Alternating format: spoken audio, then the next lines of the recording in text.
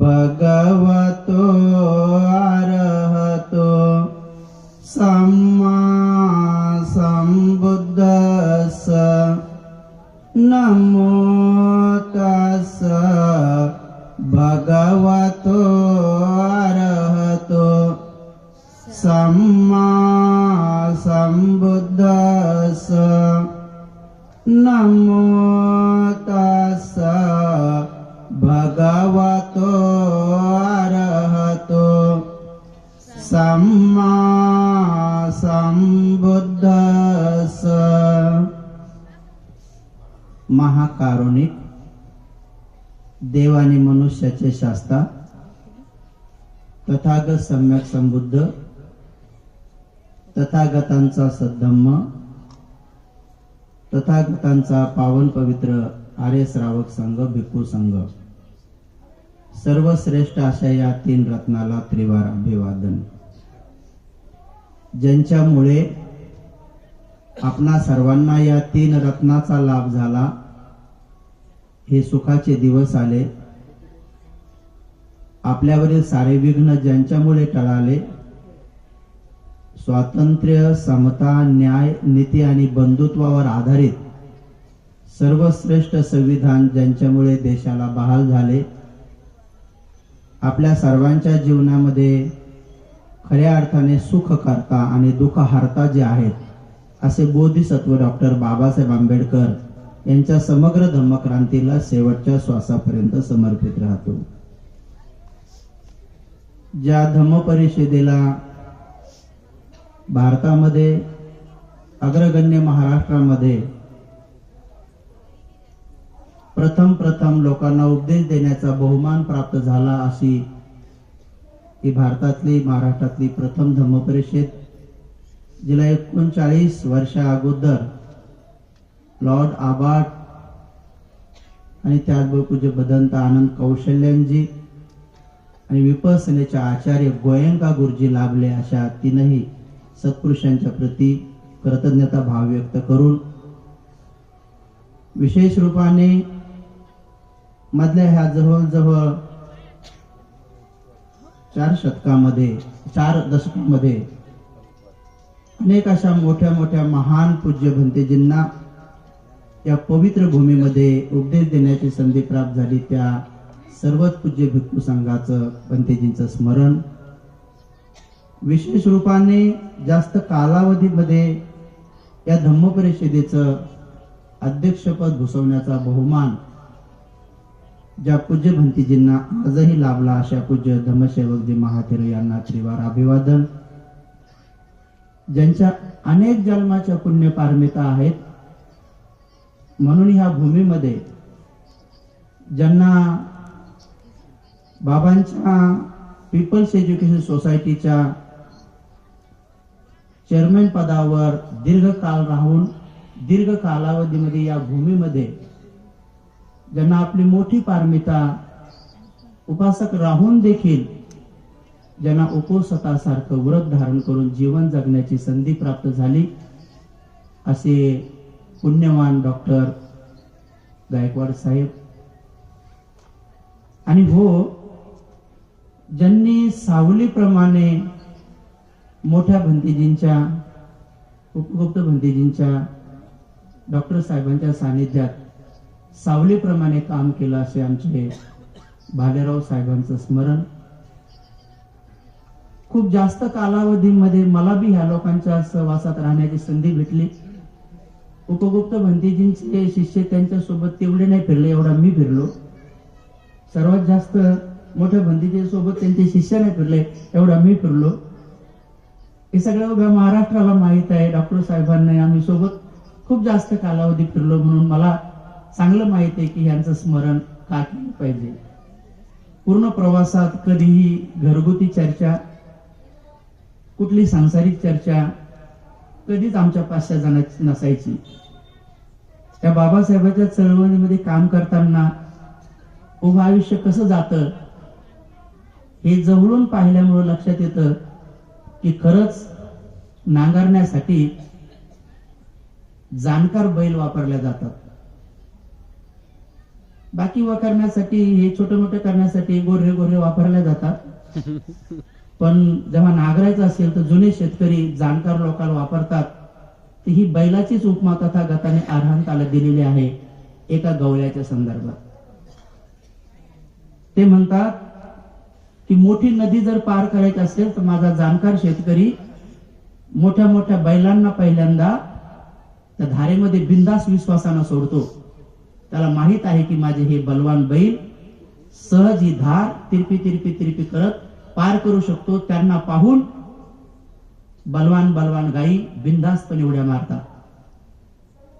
त्या बलवान गायीला पाहून जे द्रबल दरबल बैल आहेत तेही हिंमत करतात आणि मग त्यांना पाहून द्रबल दरबल गायी त्याही हिमती करतात. पाहता पाहता छोटे छोटे बछडे हे बी उड्या मारतात आणि तिरपे तिरपे तिरपे काठाला लागतात.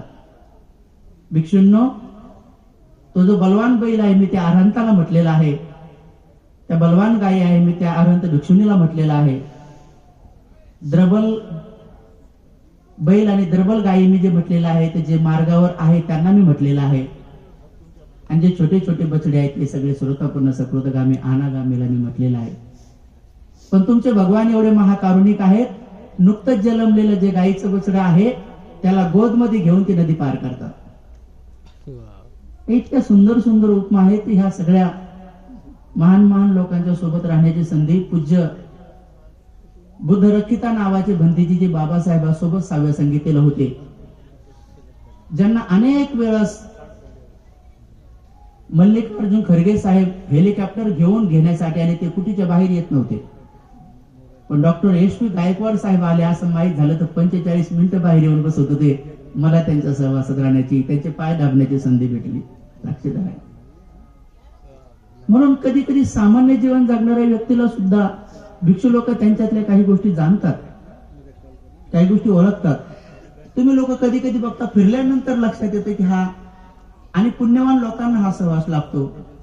ग प्रज्ञानंद भंतेजी बाबासाहेबांच्या दीक्षेमध्ये सर्वात लहान भंतेजी. कधी बी त्यांना भेटायला जायचो, अनेक वेळेस त्यांच्या भेटी झाल्या. ते गेल्याबरोबर एकच प्रश्न नेहमी विचारायचे कि बाबा साहब को दीक्षा देते समय जो फोटो है इसमें से मैं कौन सा हूं, नेहमी विचारायचे. मी म्हणलं भंतेजी मैंने कितनी बार बोला है कि आप ये फिर भी पूछते हो. अच्छा पूछा है क्या? एकच विचारायचे मैं कौन सा हूं. त्यांना हे सांगायचं इतका आनंद वाटायचा की त्या बाबाच्या दीक्षेत मी होतो. त्यांना सांगायचं होतं की मी भिक्षू होतो तरी बाबासाहेब महान होते. हे किती भिक्षूंनी कबूल केलेलं आहे की ग्रस्ती लोकांमध्ये सुद्धा महानता महत्ता असते. चिवराचा सन्मान ठेवण्याची परंपरा ही तथागतांनी राजा लोकांना घालून दिलेली आहे. ते राजे तसे होते. म्हणून त्यांचे पाय दाबल्यानंतर ते हळूच पाहत राहायचे की ही संधी कशी भेटली. तेच गोयंका गुरुजीला जेव्हा वाट लावायला बरेच लोक गेले तर याच रेल्वे स्टेशनवर डॉक्टर साहेबांच्या खिशामध्ये गोयंका गुरुजीने पैसे टाकले. हे पैसे तुम्हाला कामात येतील. जगाच्या पाठीवर विपස්සनेचे 300 अधिक सेंटर निर्माण झालेत. 5 कोटीच्या वर लोक विपස්සना करून बाहेर निघलेत. हे तिसरं महायुद्ध थांबण्यासाठी त्यांची मोठी भूमिका आहे. भारतात टोकाचा जातीवाद सध्या नाही. जो वरवर दिसतो तो नाही. केवळ विपस्सी लोकांमुळे नाही. एवढं मोठं काम एक सत्पुरुष करून जातो. तो डॉक्टर सोनी यांच्या घरी मांडले शहरामध्ये या तिघांची भेट होते. सयाजी उबाकीन गुरुजी, गोयंका गुरुजी आणि डॉक्टर बाबासाहेब आंबेडकर. तर डॉक्टर बाबासाहेब आंबेडकरच गोयंका गुरुजीला भारतात पाठवतात. ते सर्वात शेवटी सांगतात हे किती मोठी किबाय आहे. म्हणून भ्रम भ्रांती एवढी टोकाची असते. लवकरच आपल्या पुण्याने डॉक्टर सोनीची नात भारतामध्ये येणार आहे. सगळे डॉक्युमेंट्स सहित येणार आहे. माझे खूप प्रयत्न सुरू आहेत. आमच्या प्रज्ञाशील भंतेजीची खास उपासिका आहे. तेव्हा विपස්සनेला बाबासाहेबांनी नाकारलं. हा भ्रम भ्रांती लवकरच दूर होईल जर तुम्ही मैत्री दिली. मला आयुष्य मिळालं. पुन्हा माझा कॅन्सर जर नाही बाहेर आला तर नक्की ते काम होईल. भारतामध्ये ती एक काम होईल. लवकरच होईल. उपासक उपासिकांनो, ह्या सगळ्या गोष्टी जेव्हा आपण बारीक पद्धतीने पाहतो तेव्हा निश्चित स्वरूपात लक्षात येतं की याच्या पाठीमाग तुमच्याकडे पुण्य, कुब्बे चकत पुण्यता, पूर्व जन्माचा पुण्य साठा असावा लागतो. पिताच्या पुण्याईनं हे काम भाडराव साहेब तुमच्याकडे आलं. तुमच्या वडिलाची खूप पुण्य होती. तुमच्या वडिलाचा तुम्ही भरपूर असा सोबत घेतला, पण अनेक अशा गोष्टी आहेत की तुम्हाला तुमच्या बापासारखं नाही होता येणार. पुढच्या वेळेस तुम्ही आम्हाला वंदाने म्हणा का नका म्हणा, पण खरं सांगणं, अनेक लोकांच्या सहवासात राहिल्यानंतर लक्षात येऊन जातं की ज्यांचा पेन कधीच नाही खाली थांबला, ज्यांनी हा सगळा इतिहास मोठाचा मोठा इतिहास सगळ्या भंतीजींच्या नावाने प्रत्येक धर्मपरिषदेतला अंश कितीतरी वेळेस प्रवासामध्ये पाहिला, म्हणून आज त्यांची जागा सन्मान इथं नेहमी असते. तर प्रत्येक माणूस जिवंतपणे तुम्ही डोळ्याने पाहत, प्रत्येक माणूस आपले कर्म करून जातो तर आपलं फळ घेऊन जातो. म्हणून बौद्ध लोकांनी पूज्य भंतीजींनी जो आता उपदेश दिला, आम्ही लहान भंतीजी आहेत, पण हे महावीर भंतीजींचा उपदेश दिला, हे जर खरं आहे असं सांगायचं असेल तर शेवटच्या भंतीजींना तेच सांगावं. त्यांनी जे सांगितलं तेच सांगत राहावं. आपोआप लोकांना सांगायची गरज पडणार नाही. त्यांनी सांगितलं दुसऱ्याने तेच सांगावं, तिसऱ्याने तेच सांगावं, चौथ्याने तेच सांगावं, लास्टला आमच्या मोठ्या भंतीने तेच सांगावं. लोक म्हणतील हे सगळे भंतीचे ती येडे नाहीत. आमच्या 4-5 2-4 जणांना म्हणतील की हे येडे आहेत, यांना कसं म्हणतील? हिंमत आहे का कोणाची म्हणायची? तर हे प्रयोग आम्ही औरंगाबादला केला. जेव्हा औरंगाबादला आम्ही 2-3 भंतेजी पुनर्जन्मावर बोलायचे, तर काही लोक 1-2 भंतेजीला त्यांच्या नागरातून काढून दिलं. पण जेव्हा तिथं मोठ्या भंतेजींना विनंती केली आम्ही की तुम्ही बोलणं सुरू करा ना, नाही तर तुम्ही सांगणं तरी सुरू करा आम्हाला की हे नाही म्हणून, मग त्रिपिटक खोटं असं तुम्ही आम्हाला तरी सांगा. तर मग त्यांनी सांगणं सुरू केलं. आता लोक मानायला लागले. म्हणून भगवान बुद्धाचा धम्म काय आहे काय नाही, अनेक लोक व्हॉट्सअप युनिव्हर्सिटीचे विद्यार्थी आहेत, आपल्याकडे फेसबुक युनिव्हर्सिटीचे विद्यार्थी आहेत, हे ट्विटर इंस्टाग्राम हे सोशल मीडियावर प्रसिद्धीचं या सगळ्या गोष्टीचं जे काही लेखा झोका करतात बिचारे इकडचं तिकडचं घेऊन, त्याला मी नेहमी कलेक्टर म्हणतो. तर आपल्याकडे कलेक्टरांची संख्या जास्त आहे. कलेक्टर म्हणजे प्री मेन आणि ओरल परीक्षा पास होऊन झालेले कलेक्टर ते वेगळे. हे म्हणजे इकडून तिकडून कलेक्ट करायचं, त्याचे टर करायचे, याचं नाव कलेक्टर. तर कलेक्टरांची संख्या खूप आहे. त्यामुळं कधी कधी लोकांना तिकडे वाचल्यामुळे त्यांना असं वाटतं की हेच खरं आहे, ते त्रिपिटक वाचतच नाही. म्हणून नेहमी कोणाला जरी एखादी गोष्ट खरी आहे का खोटी आहे का बघायचं असेल तर तुम्ही त्रिपिटकाचा आधार घ्या. त्रिपिटकाचा इतिहास कधी कधी आमचे महावीर भंते सांगायचे अगोदर. मी तरी या मताचा आहे की महावीर भंतेजीने सांगितलेली एक गोष्ट 100% खरी आहे. मी त्या मताचा आहे. बाकी तुम्ही कशा आहात मला नाही माहित, पण मी त्या मताचा आहे. खरं आहे त्यांचं, काहीच खोटं नाही आहे. कारण त्यांच्या मनाचं त्यांनी काहीच सांगितलेलं नाही, ते सगळं त्रिपिटकात आहे. ज्यांच्या वाचण्यात आलं त्या भंतेजीला याच्यावर शंका उत्पन्न होत नाही. ज्यांच्या नाही वाचण्यात आलं त्यांना शंका उत्पन्न होऊ शकते. ज्यांच्या वाचण्यात आलं त्यांना बरं नुसतं वाचण्यात येऊन चालत नाही, तर वाचण्याबरोबर हे पुढे चालून थोडं आचरणात आल्यानंतर विपස්සना केल्यानंतर हे अनुभवाला बी येणं सुरू होऊन जातं. म्हणून उपासक उपासिकांना मी फार जास्त आज बोलणार नाही. मी आज तुम्हाला एक छोटासा सुंदरसा एक खरा इतिहास सांगणार आहे की जो श्रीलंकेमध्ये एका ग्रंथात माझ्या वाचण्यात आला. नेहमी माणसाने एक गोष्ट ध्यानात ठेवली पाहिजे की आपण जेवढं वाचन केलंय तेवढेच ग्रंथ जगात आहेत असं कधी नाही विचार केला पाहिजे. असा कधी नाही विचार केला पाहिजे. ते पहिलं मला बी थोडस वाटायचं. मी माझं नेहमी सांगतो, अहो माणसामध्ये गर्व अहंकार प्रसिद्धीचे इतक्या लवकर येते. कधी मी जेव्हा नामांतराला उपोषणाला बसलो होतो तर सर्वात लहान होतो मी त्या 16 सर्वात लहान मी 11वीला होतो. आणि चरणसिंग आझाद तेव्हा कमिशनर होते, त्यांच्या हाताने आम्ही ते लिंबू पाणी घेतलं. ते दुसऱ्या दिवशी लोकमत पेपरला फोटो आला, त्या सगळ्याचे तोंड आले, माझं डोकंच आलं. मी लहान होतं, मागे ठेवलं. 4 वर्ष तो पेपर मी जपून ठेवला होता. 4 वर्ष कोणाला बी पेपर दाखवायचो मी, म्हणायचे हे बघ माझा पेपरला फोटो आला. माझे मित्र म्हणायचे तोंड कुठे, मला तोंड असो नसो, हे बघ शर्ट बघ ना, शर्ट माझंच आहे. ते शर्ट मी 5 वर्ष जपून ठेवलं. तुम्हाला काय वाटलं की तुम्हालाच काय अहंकार घम, आम्हाला बी होते ते, आम्हाला बी होते. तुम्हाला काय वाटलं, तुम्हाला नाटा वाटतंय का? अहो मी भिक्षू आल्याच्या अगोदर 3 वर्ष फेर अँड लवली लावली, पण कालाच राहिलो. आता आहे ते आहे, जे आहे ते खरं सांगतो. आता ती गोष्ट सांगू नाही, पण भिक्षू झाल्यावर मी 6 महिने लावली. खरंच सांगतो, भिक्षू झाल्यावर मी लावली, पण मला विपश्यना भेटली त्याच्यानंतर कधीच नाही लावली. आतापर्यंत नाही लावली, आता नाही लावली.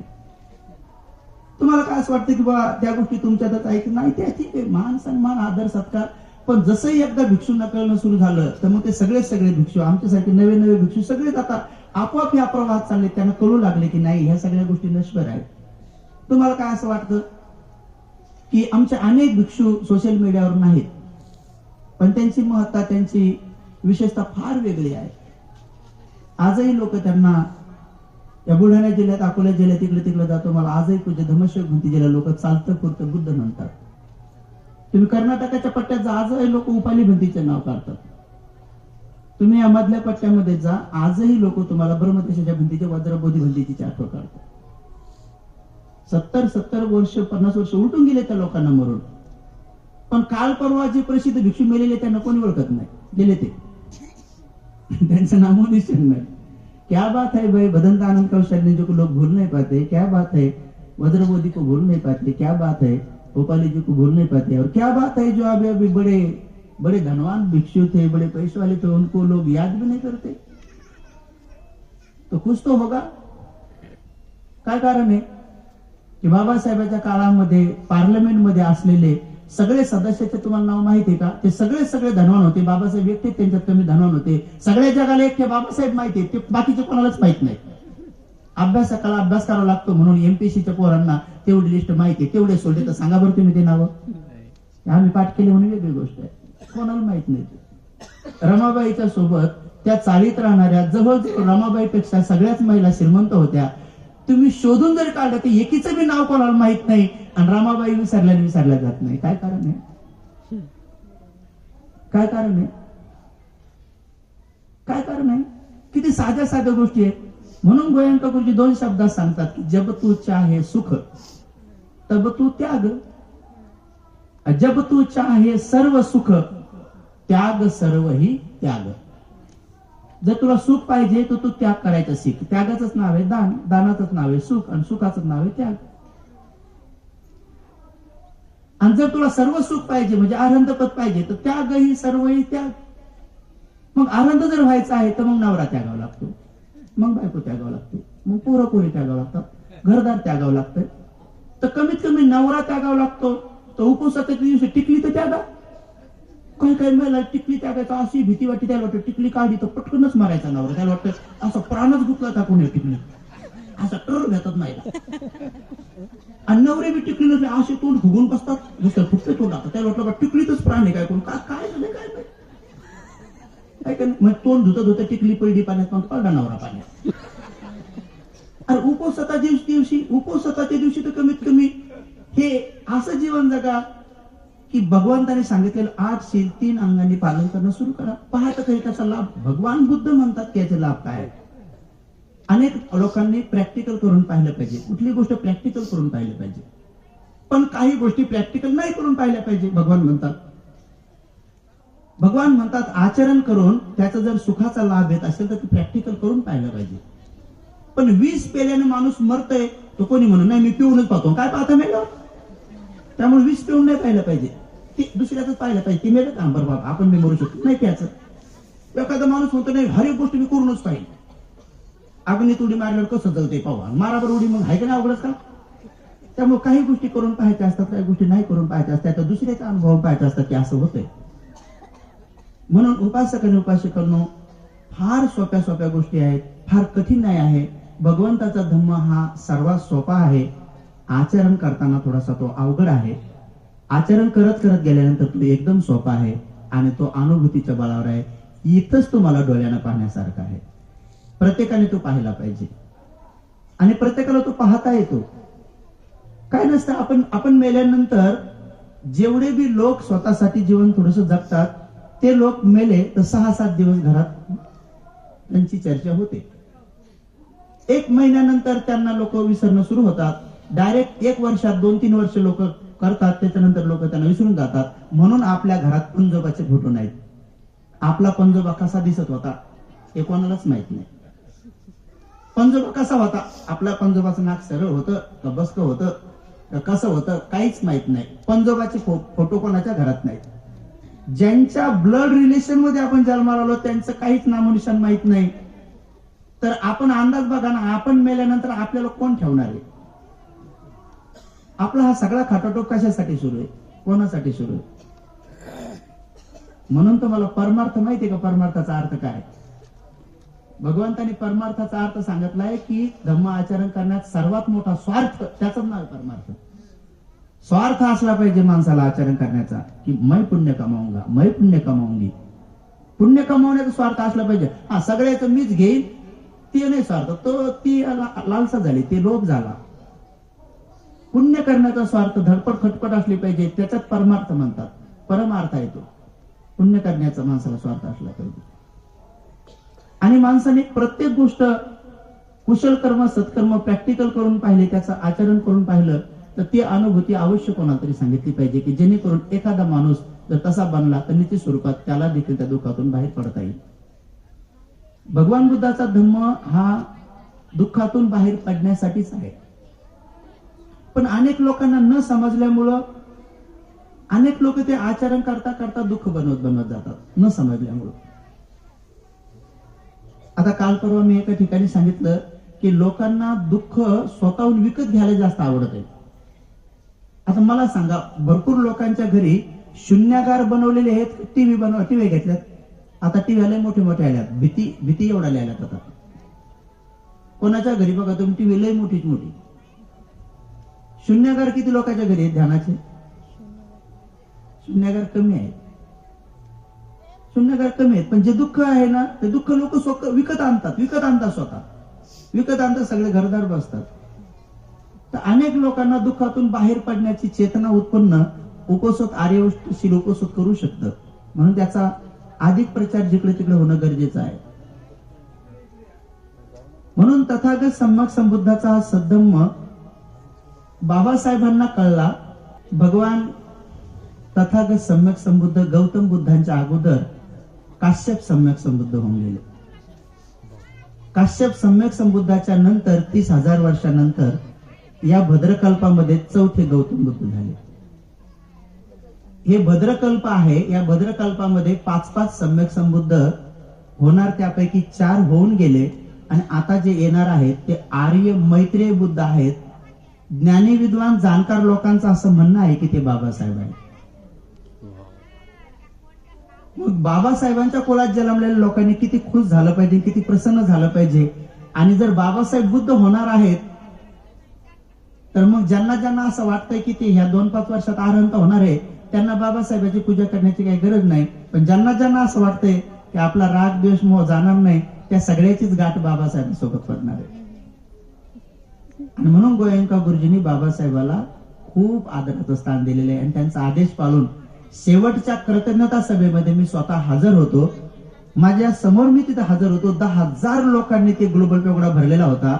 बाहेर 25,000 लोक बसलेले होते. एवढ्या समक्ष गोयंका गुरुजीनं घोषणा केली कि जब मैं भारत में पहली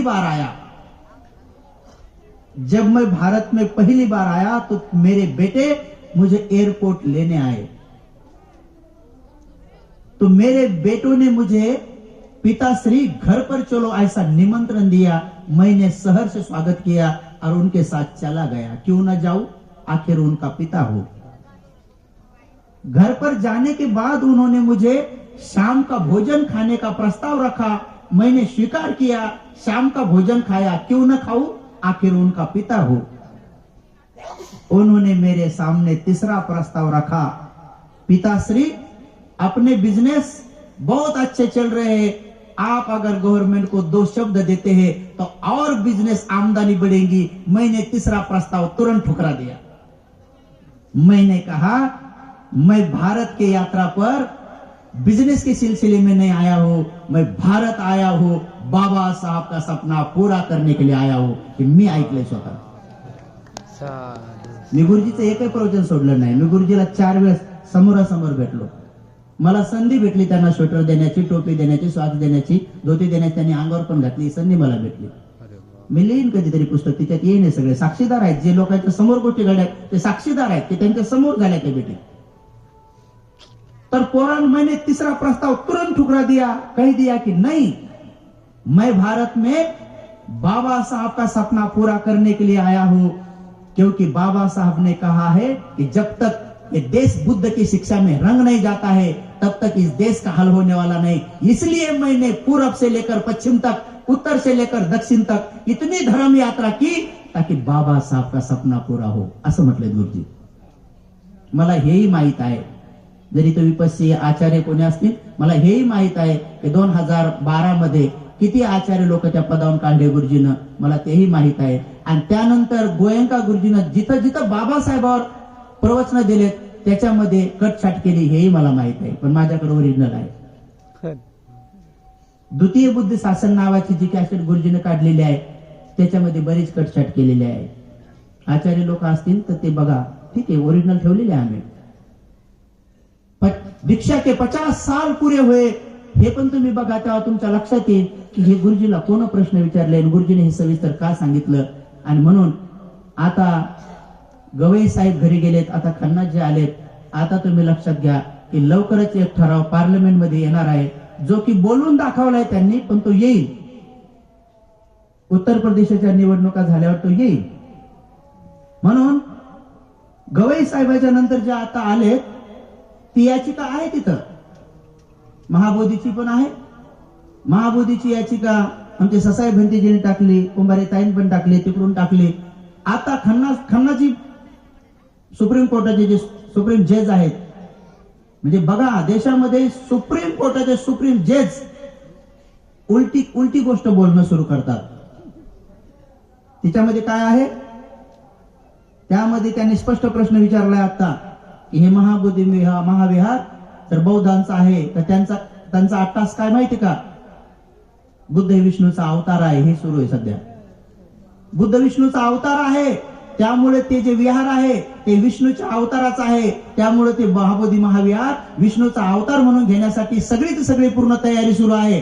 आणि त्या तयारीमध्ये खन्नाने एक शब्द देऊन टाकलाय तुम्हाला, कोणता, याचिका कर्तावाला सांगितले की लवकरच सिद्ध करा की बुद्ध विष्णूचा अवतार नाही, हे सिद्ध करा म्हणून सांगणं सुरू केलंय। याचिकावाल्याला विचारा तुम्ही जाऊन, ही उलटी स्टेटमेंट आहे, आता तुम्हाला उत्तर द्यावं लागणार आहे। तो क्या उत्तर देंगे हमारी सुलेखा ताई, काय उत्तर देतील आमचे ससाई भंतेजी? आता याच्यावर कोणी याचिका टाकून लागले की हे सुप्रीम कोर्टाच्या सुप्रीम जजला विचारण्याचा अधिकार नाही, तुम्ही एकच काय त्यांना विचारता की विष्णूचा अवतार हे सिद्ध करा म्हणून, ते काय म्हणतात विष्णूचा अवतार नाही हे सिद्ध करा।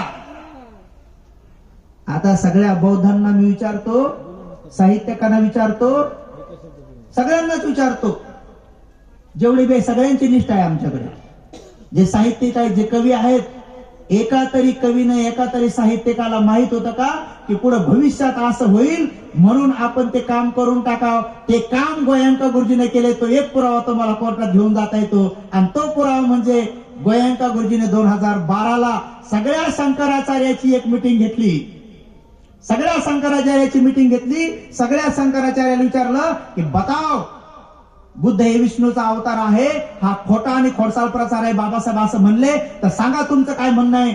आणि ती मीटिंग लगातार 24 घंटेपर्यंत चालली आणि अंतिम निर्णय ठरला की इथून पुढे भगवान बुद्धाला बुद्ध हे विष्णूचा अवतार आहे हे जेवढं गोरखपूर मधून ज्या प्रेस निघतील तिथं लिहायचं नाही, करार झाला। आणि त्या करारावर 4 शंकराचार्यांपैकी 3 शंकराचार्याच्या सह्या आहेत आणि तो करार आपल्याकडे आहे। आता तुम्हाला कोर्टात पुरवण्यात येईल, किसी को नहीं याद आया काय ऐसा होने वाला है। याला म्हणतात गोयंको, यांना दूरदृष्टी, त्यांना कळलं की असं होणार आहे। अब मुझे नहीं पता की गुरुजीची ती स्टेटमेंट आता गव्हर्नमेंट सुप्रीम कोर्ट मान्य करतं ना करतं ते नाही माहित आता मला, पण आहे तो पुरावा, ते गुरुजीनं काम केलेलं आहे।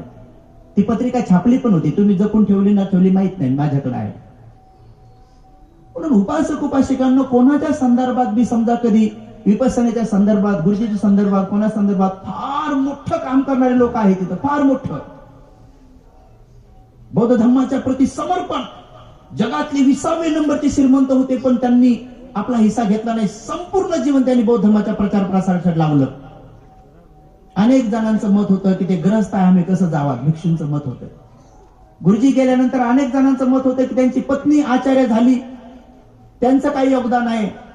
जेव्हा गोयंका गुरुजीला फॉरेन मध्ये विपස්සनासाठी जायचं होतं तेव्हा फॉरेनच्या पहिल्या शिबिरामध्ये त्यांना अनुभव आला की फॉरेनच्या जेवढ्या बी पोरी आहे सतीपठाणामध्ये किंवा शिबिरामध्ये येऊन गुरुजीला 10 मिनिटाच्या प्रश्न उत्तरामध्ये म्हणायचे की ध्यानामध्ये मला माझा पुनर्जन्म दिसला, 6व्या जन्मात तुम्ही माझे पती आहात असं गुरुजीला सांगणं सुरू केलं. गुरुजीला खूप मोठा प्रश्न झाला कि अरे मैं भारत में तो ठीक है लेकिन मैं यूरोप कंट्री में ये धर्म नहीं फैला सकता हूं. कैसा फैलाऊंगा क्योंकि 2 लड़की के बाद तीसरी लड़की या चौथी लड़की मुझे पूछ रही है कि तुम मेरे इस जन्म के पति है, इस जन्म के प्रिय करे, मुझे दिख रहा है, अब क्या करू. तेव्हा गुरुजीने ते पत्र त्यांच्या आईला लिहिलं. माँ ये ऐसी समस्या है. तो उत्तर आला, बेटा तू चिंता मत कर, तेरे समस्या का हल कल ही हो जाएगा. कोण केलं हे काम? गोयंका गुरुजीची आई सावतराय त्यांच्या गोदमध्ये दिलं होतं त्यांना. गोयंका गुरुजीला 2 आई होत्या, घरातच राहत होती, घर अलग अलग नव्हतं. तेव्हा त्या आईनं तुरंत गोयंका गुरुजीची पत्नी इलायची देवी यांना बोलवलं आणि समोर हात केला आणि म्हणे, बेटी मुझे वचन दे. बनिया लोकांमध्ये वचन ही फार मोठी गोष्ट आहे. मारवाड्यामध्ये आपल्यामध्ये पण परंपरा होती. ही बौद्ध की परंपरा आहे.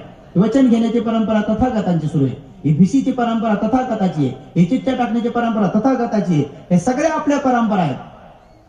वचन दे म्हणल्यानंतर इलायची देवी घाबरल्या, म्हणे माँ मुझसे कुछ गलती हुई क्या बताओ. नहीं बेटी तुझसे गलती नहीं, लेकिन वचन दे पहिला. त्या लोकांना माहिती की जान जाय पर वचन न जाय. वचन दिल्याबरोबर गोयंका गुरुजीची आई त्यांना म्हटली, तेरे कितने बेटे हैं? मैंने 6 बेटे. तुझे क्या क्या बनाना है? मैं चाहती हूँ इंजीनियर बने, ये वो बने, वो बने. तेरे 6 बेटे मुझे दे, मेरा 1 बेटा संभाल, तुझे कल भारत जाना है. बिचारीनं काहीच नाही केलं. दुसऱ्या दिवशी पासपोर्ट रेडी होता. दुसऱ्या दिवशी जगातले 20 नंबर श्रीमंत. दुसऱ्या दिवशी व्हिसा तयार झाला आणि त्याच दिवशी दुसऱ्या दिवशी इलायची देवी त्यांच्या सोबत आली. मरेपर्यंत गुपचूप शेजारी बसली. गुरुजीला कोणी जर म्हटलं की तुम मेरे इस जन्म के पति है, तो गुरुजी म्हणायचे होगा, लेकिन इस जन्म में ये है. प्रश्न सॉल्व झाला. ये प्रश्न सॉल्व झाला. तो भाई धर्म प्रचार करने में ये साधारण बात नहीं होती है. अनेक लोकांना योगदान माहित नाही की माँ रमाईचं योगदान काय आहे. अनेक लोकांना माहित नाही माँ सावित्रीचं योगदान काय आहे. अनेक लोकांना माहित नाही की माँ यशोधरेचं योगदान काय आहे. काय कारण आहे? काय कारण आहे? जेव्हा 6 वर्षानंतर कपिल वस्तूमध्ये शास्ता भगवंत अरहंतासह येतात आणि सारे तथागताला बघण्यासाठी येतात, माँ यशोधरा येत नाहीत. भगवान विचारतात यशोधरा कुठे आहे? भगवंताला सांगण्यात येते की माँ यशोधरा असं म्हणतात की जर तथागतांना माझा सन्मान करायचा असेल किंवा माझं कार्याची जर विशेषता असेल तर ते स्वतः मला भेटायला येतील, मी नाही येणार. सामान्य लोकांना वाचल्यावर अहंकार वाटतो. तो अहंकार नाही. तो अहंकार नाही. काय कारण आहे की शास्ता भगवंतासाठी त्यांनी असं सांगितल्यावर भगवान बुद्धाने 1 सेकंदाचा पण विलंब नाही केला. तुरंत उठले. सारीपुत्रजी महामोगल्यान दोघांनाही सोबत घेतलं. दोघांनाही सांगून टावलं यशोधरा अजून दुःखमुक्त नाही आहेत. फार वर्षानंतर पाहिल्यानंतर तथागताच्या पायाला जर स्पर्श केला तर तिला रोखू नका. आणि जेव्हा भगवंत महालात जातात तेव्हा ती बिचारी भगवंताच्या पायावर पडते. अनेक ठिकाणी त्याचं वर्णन आलेलं. किती दिवसाने पाऊल आपले दिनदासीच्या दाराकडे वळले, धन्य झाले मी भाग्य उजळले, माझे भगवंत मजला मिळाले. ते वर्णन आहे. ते काही कवीने केलेले, काही गायकाने केलेले आहे. वर्णन पूर्ण करतात समजा. तर जेव्हा पाहिल्या बरोबर राजा बिंबिसार म्हणतात भगवान तिचं हे वरवरचं प्रेम नाही आहे. मग सांगणं सुरू करतात की जेव्हा तुम्ही गेले तेव्हा तिनं सोनेरी केस ओपन केले, जेव्हा तुम्ही पायातले पादत्राण काढले तिने चपला सोनेरी काढल्या, तुम्ही झाडाखाली झोपतात तेव्हा ती राजमहालात गाद्यावर दुल्यावर झोपली नाही, जेव्हा तुम्ही मातीच्या भांड्यात खातात तेव्हा ती बी मातीच्या भांड्यात खाऊ लागली. सगळं वर्णन केलं. तथागत म्हणतात राजन तुम्ही तिच्या बाह्य गुणाला पाहून सांगतात की सद्गुणी आहे, पण मी जेव्हा पिंपळाच्या झाडाखाली बसलो तर तेव्हा बुद्ध बनण्यासाठी माझ्या पत्नीचे 2 सद्गुण मला बुद्धत्वात कामात आले आणि ती बुद्धाने केलेली प्रशंसा आहे. म्हणून मा यशोधरामुळे बुद्ध मिळतात, मा रमाईमुळे बाबासाहेब मिळतात, मा सावित्रीमुळे फुले मिळतात. तसं इलायची देवीमुळे गुरुजी मिळले. अनेक लोकांना ह्या गोष्टी माहित नसतात. अनेक लोकांना हे समजत नाही. फार मोठ्या पारमिता असतात. म्हणून माय माऊल्यांनो आपल्या आपल्या कोटी जे काही मुलं येतील मुली येतील काय सांगाव की ते कोणते काम करतील काय करतील. म्हणून सदोदित येणाऱ्या सत्वाबद्दल देखील आपण नेहमी जागृत असलं पाहिजे. आणि म्हणून गर्भाशयातल्या बाळावरच संस्कार टाकले पाहिजे.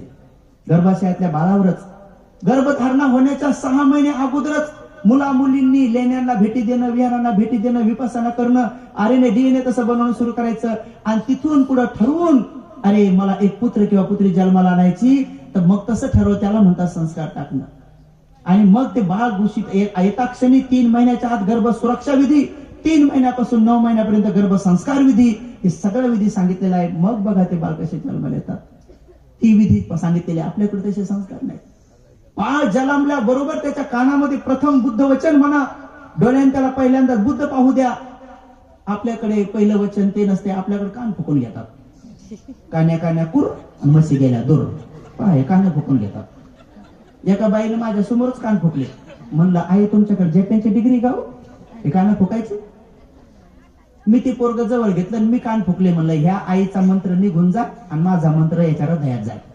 मी म्हणलं बाळा कान्या कान्या नको खाऊ, पेढे पेढे खाय येईल त्याला जाय, पेढे पेढे खाय अमेरिकाला बी जाय, आणि पेढे पेढे खाय जमलंच तर पार्लमेंटमध्ये बी जाय, नाही तर प्रशासनात तर नक्कीच जाय, मोक्याच्या माऱ्यावर नक्कीच जाय, असं मंत्र मी कानात म्हटलं. अनेक जणांना संस्कार माहित नाही, सुसंस्कार माहित नाही की काय केलं पाहिजे. अहो झोका देताना सुद्धा बुद्ध वचन म्हणत म्हणत म्हणत झोका द्यायला पाहिजे, हा संस्कार आहे. पण आपल्या जुन्या सगळ्या महिलांना विचारा की त्यांनी आतापर्यंत तरी कधी वंदना म्हणून किंवा गाणं म्हणून झोका द्यायला का नाही. त्यांनी झोका देता देता हाड हाडच म्हणलेलं. हाड हाड कुत्र आहे का ते? माणसाचं पिलून त्याला कुत्र्यासारखं म्हणतात, हाड हाड हाड म्हणतात. मी तर गाणं ऐकलं, हाडग कुत्री बाळगले धर आमच्या बाळाची टंगडी. बघा टंगड्या धरायला कुत्र्याला सगळ्या झोक्याच्या लेकराच्या. आता असं जर म्हणलं तर कसं होईल, किती अवघड काम. संस्कार ही फार मोठी गोष्ट आहे, फार मोठी गोष्ट आहे. आणि सुसंस्कार टाकणं अत्यंत आवश्यक आहे. आणि ते पूज्य भिक्खू संघाशिवाय ही जबाबदारी कोणी दुसरं उचलणार नाही. म्हणून या गौतम बुद्धांच्या अगोदर जेवढे बी काही अगोदर 3 सम्यक संबुद्ध होऊन गेले, त्यांचा कालावधीमध्ये काही लाख लाख कल्पाचा होऊन गेलेला आहे. पण काश्यप बुद्धांच्या आणि गौतम बुद्धाच्या मध्ये फक्त 30,000 वर्षाचा कालावधी आहे. 30,000. बुद्ध कोण हे नावाचा ग्रंथ गुरु भंतेजी किरीबत गोड ज्ञानानंदजी महास्तवीर यांनी खूप सुंदर वर्णन केले. सगळं कल्प सांगितले त्यांनी, सगळे सांगितले. आणि सगळ्या कल्पातलं दीपंकर सम्यक संबुद्धापासून तर गौतम बुद्धापर्यंत सगळं सांगितलं की बुद्धाची आणि बोधिसत्वाची कशी भेट झाली, यांचं नाव काय होते, कोणत्या भावात होते, कोणत्या कुळात होते, देवलोकात होते का नागलोकात होते, काय काय होते, सगळं सांगितलेलं आहे. सगळं सुंदर ग्रंथ आहे.